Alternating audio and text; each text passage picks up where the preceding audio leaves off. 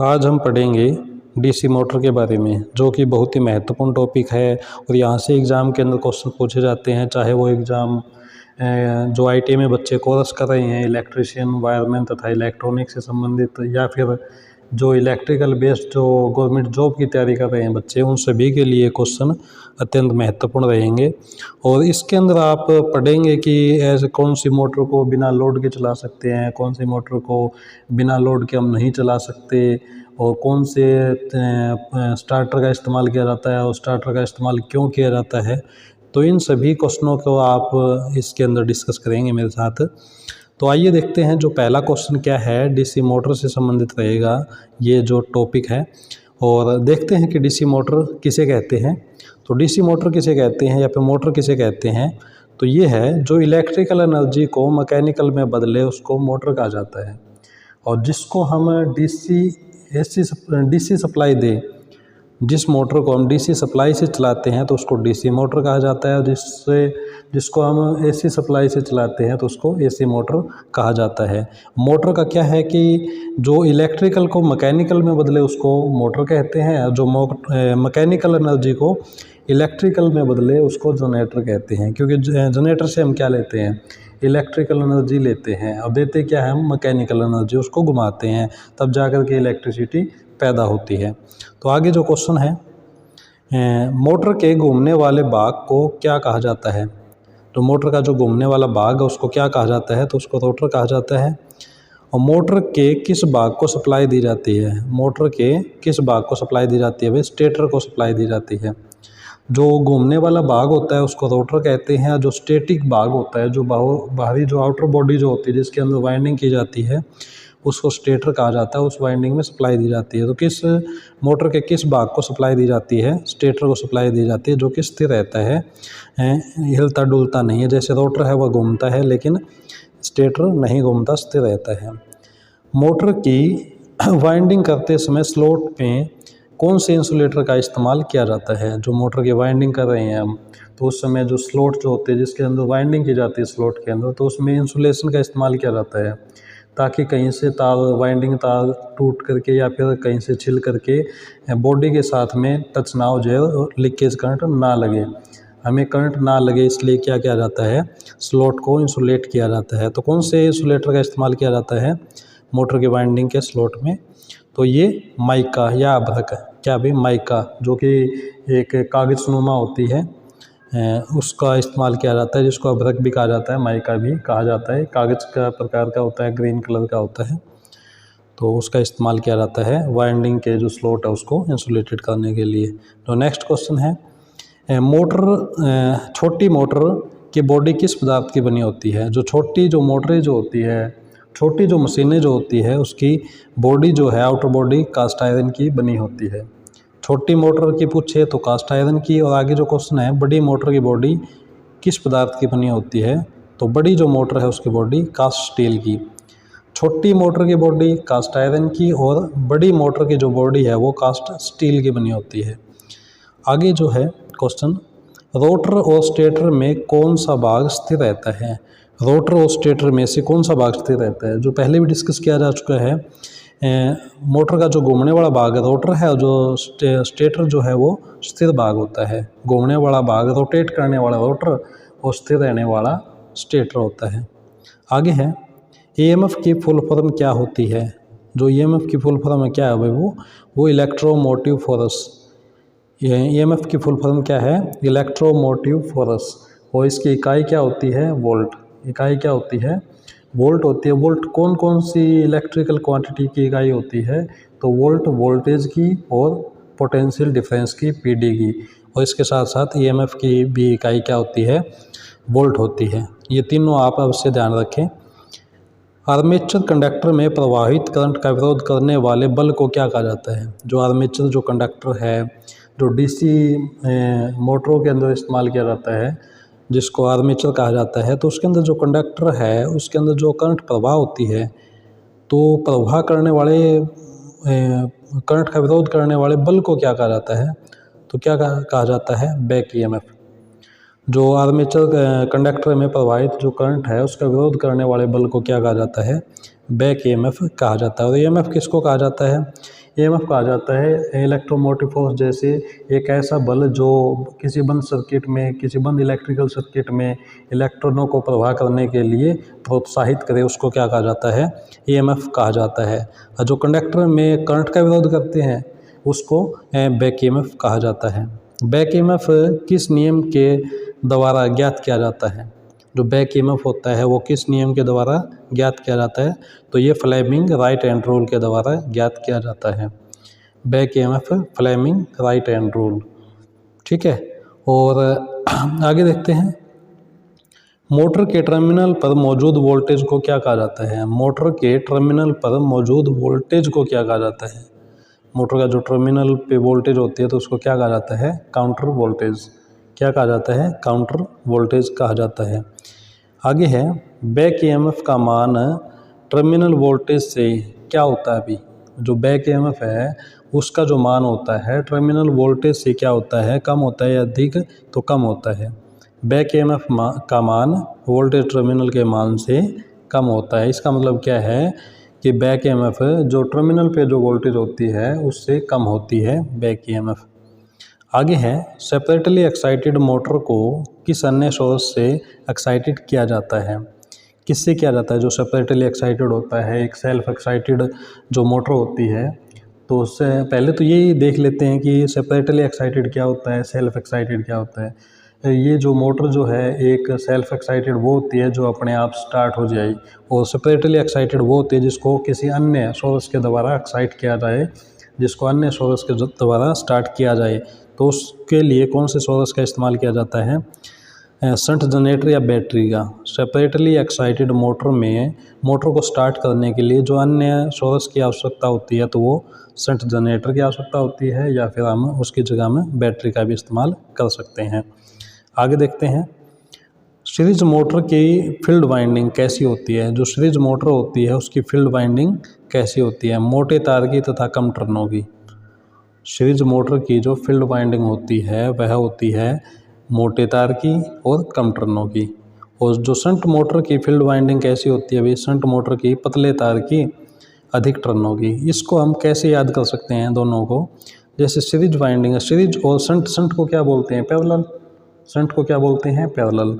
तो क्या होगा इसमें, जैसे सीरीज है, सीरीज छोटा शब्द है, पैरेलल क्या है? वो बड़ा शब्द है, लंबाई ज़्यादा है पैरेलल की। तो जब पैरेलल शब्द की लंबाई ज़्यादा है तो उसके अंदर जो फील्ड वाइंडिंग होगी तो उसके अंदर टर्नों की संख्या अधिक होगी।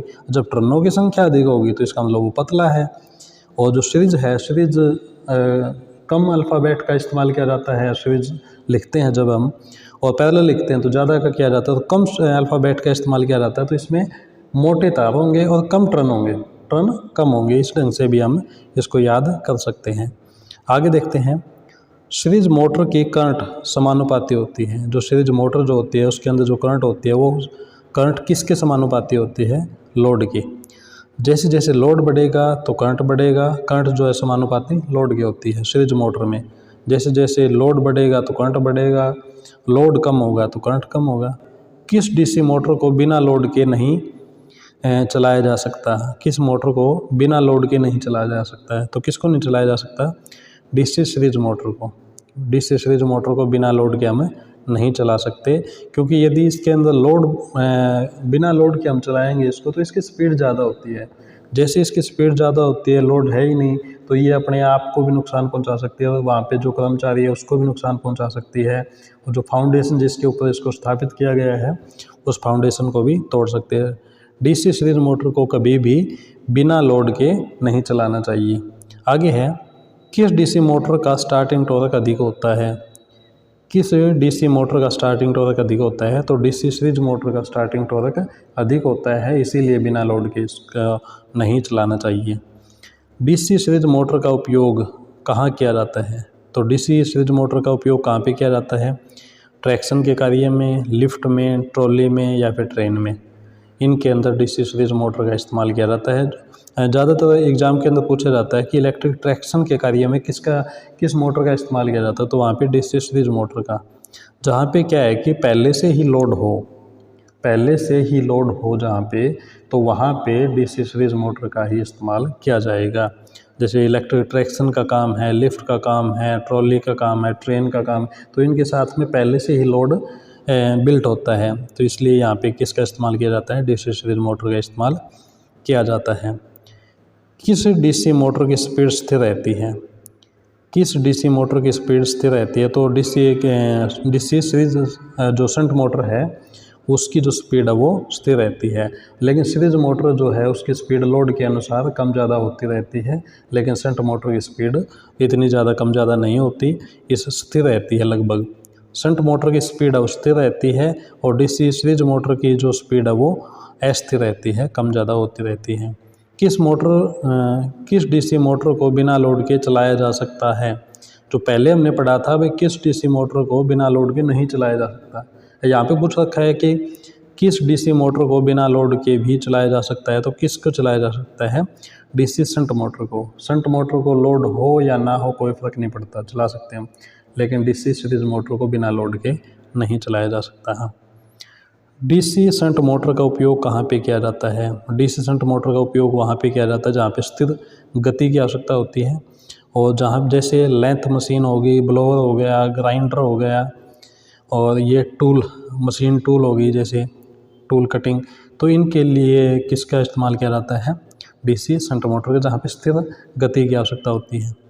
आगे देखते हैं, कम्युलेटिव कंपाउंड डीसी मोटर में शंट और सीरीज वाइंडिंग एक दूसरे का क्या करती है? कम्युलेटिव कंपाउंड में तो सहयोग करती है। जो शंट और सीरीज वाइंडिंग जो होती है, एक बात क्या है कि सीरीज मोटर जो होती है उसके जो फील्ड वाइंडिंग जो आर्मेचर के सीरीज में होती है, शंट मोटर के अंदर जो फील्ड वाइंडिंग जो होती है वो आर्मेचर के शंट में लगी होती है, पैरेलल में लगी होती है। लेकिन कंपाउंड मोटर के अंदर शंट और सीरीज दोनों वाइंडिंग लगी होती है, और जो कम्युलेटिव कंपाउंड है, जो कि कंपाउंड मोटर का जो भाग है, उसके अंदर शंट और सीरीज मोटर है वो एक दूसरे का क्या करती है? सहयोग करती है, कम्युलेट करती है, एक दूसरे का सपोर्ट करती है। और जो डिफरेंशियल है, डिफरेंशियल कंपाउंड मोटर डीसी में सीरीज और शंट वाइंडिंग जो है वो क्या करते हैं? एक दूसरे का विरोध। इसमें क्या है कि कम्युलेटिव में शंट और सीरीज वाइंडिंग सहयोग करती है और डिफरेंशियल में दोनों विरोध करती है। डिफरेंस आ जाता है उनके दोनों के बीच में, ठीक है ना।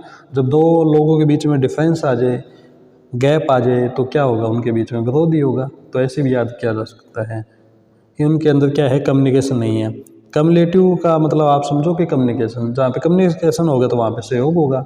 तो कम्युलेटिव कंपाउंड जो मोटर जो होती है उसके अंदर शंट और सीरीज वाइंडिंग सहयोग करती है, डिफरेंशियल में विरोध करती है। सीधा सा हिसाब है, बहुत अच्छी ढंग से आप इसको याद कर सकते हैं। कम्युलेटिव कंपाउंड डीसी मोटर की गति विलोमानुपाती होती है। कम्युलेटिव जो कंपाउंड है उसकी जो गति जो है लोड के विलोमानुपाती होती है। कम्युलेटिव कंपाउंड की जो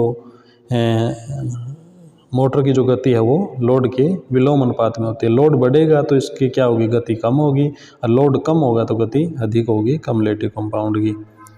और डिफरेंशियल कंपाउंड डीसी मोटर की गति समानुपाती होती है।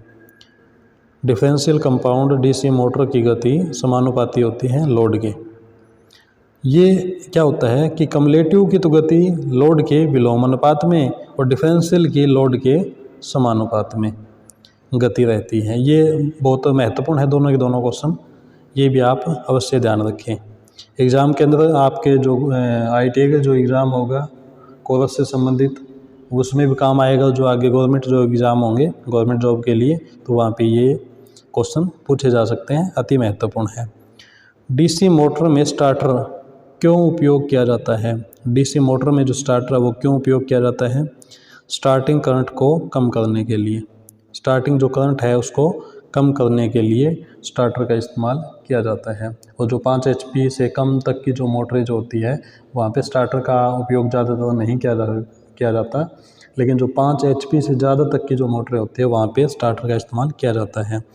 क्योंकि यदि स्टार्टिंग में ही करंट ज़्यादा लेगी मोटर तो जलने के चांसेस ज़्यादा होते हैं, क्योंकि स्टार्टिंग में क्या होती है, स्पीड तो होती नहीं है, स्थिर रहती है। एकदम से यदि वो ज़्यादा करंट लेगी तो जलने के चांसेस ज़्यादा है। तो उसके जो स्टार्टिंग करंट है उसको कम करने के लिए स्टार्टर का इस्तेमाल किया जाता है। 3 point starter, 2 point starter, 4 point starter, ऐसे इस्तेमाल किया जाता है। आर्मेचर पर प्रतिरोध हमेशा कितना होना चाहिए? जो आर्मेचर का जो प्रतिरोध है वो कितना होना चाहिए? वो 1 ओम से कम होना चाहिए।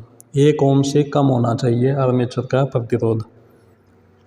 और आर्मेचर का जो प्रतिरोध है उसको ज्ञात करने के लिए केल्विन ब्रिज का इस्तेमाल किया जाता है, और जो अधिक प्रतिरोध ज्ञात करना हो तो उसके लिए मैगर का इस्तेमाल किया जाता है। कम प्रतिरोध के लिए केल्विन ब्रिज का और अधिक प्रतिरोध के लिए मैगर का इस्तेमाल किया जाता है। जो मैगर जो होता है उसके ऊपर एम ओम लिखा हुआ होता है। क्या लिखा हुआ होता है? एम ओम।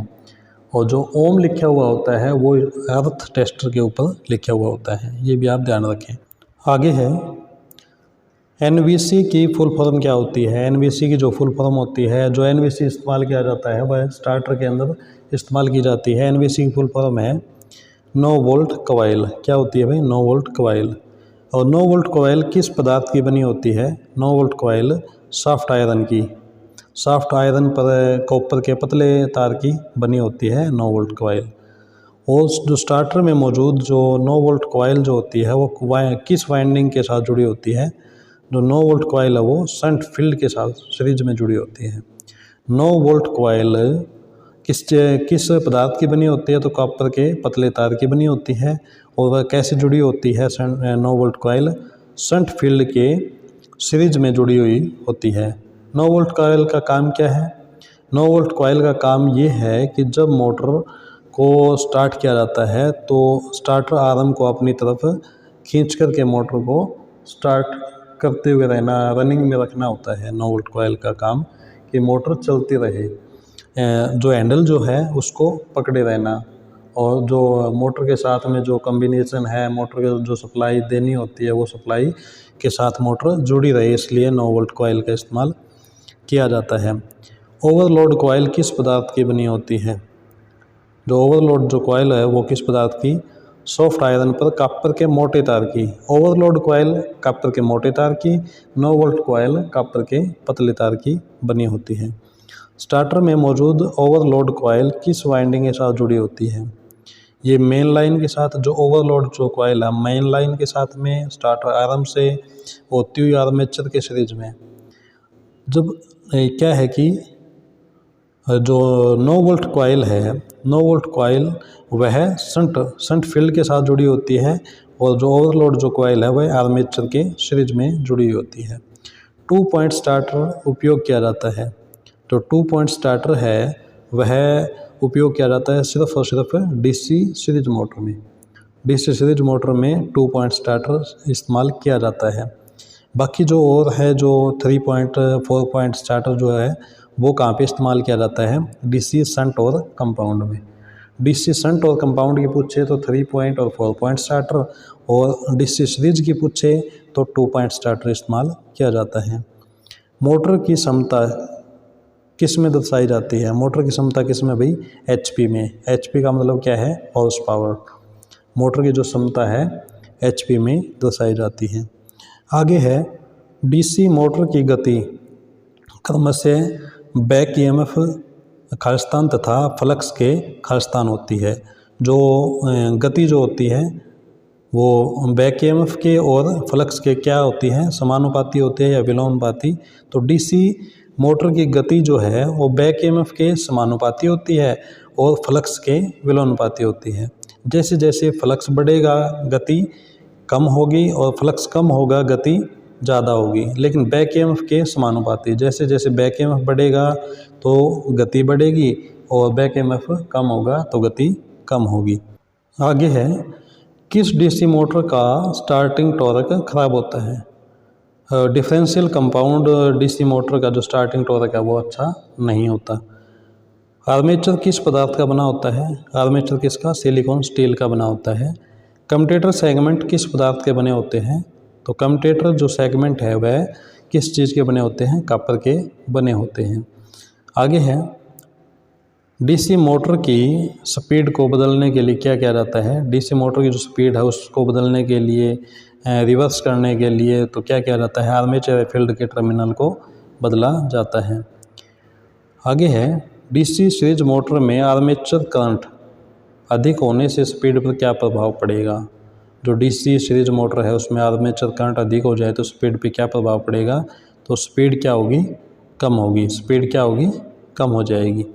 आगे है DC series motor, DC motor जो है वो किसके सिद्धांत पे काम करती है, फ्लेमिंग के लेफ्ट हैंड रूल पे। जैसे मोटर और जनरेटर के बारे में मैं आपको बता देता हूँ। मोटर को चलाना आसान है या फिर जनरेटर को चलाना आसान है, तो मोटर को चलाना आसान है, क्योंकि मोटर को चलाने के लिए क्या करना पड़ेगा, मोटर को चलाने के लिए सिर्फ स्विच को ही ऑन करना पड़ेगा। तो जो काम आसान होता है तो उसको क्या बोलते हैं, ये तो मेरे बाएं हाथ का खेल है, क्या है वो, मेरे बाएं हाथ का खेल है। तो बाएं का मतलब क्या है कि फ्लेमिंग का लेफ्ट हैंड रूल। मोटर को चलाने के लिए लेफ्ट हैंड रूल और जनरेटर को चलाने के लिए राइट हैंड रूल की आवश्यकता पड़ती है। जैसे जनरेटर को चलाते हैं तो हम क्या करते हैं, राइट हैंड से उसका क्या हैंडल को घुमाते हैं, तब जाके जनरेटर स्टार्ट होता है, तो राइट हैंड रूल। और मोटर से क्या है, बाएं हाथ का खेल है, तो बाएं हाथ से हम स्विच को ऑन कर सकते हैं तो मोटर चल पड़ेगी। तो इसका मतलब क्या हुआ कि मोटर के अंदर फ्लेमिंग लेफ्ट हैंड रूल, बाएं हाथ का नियम इस्तेमाल किया जाता है।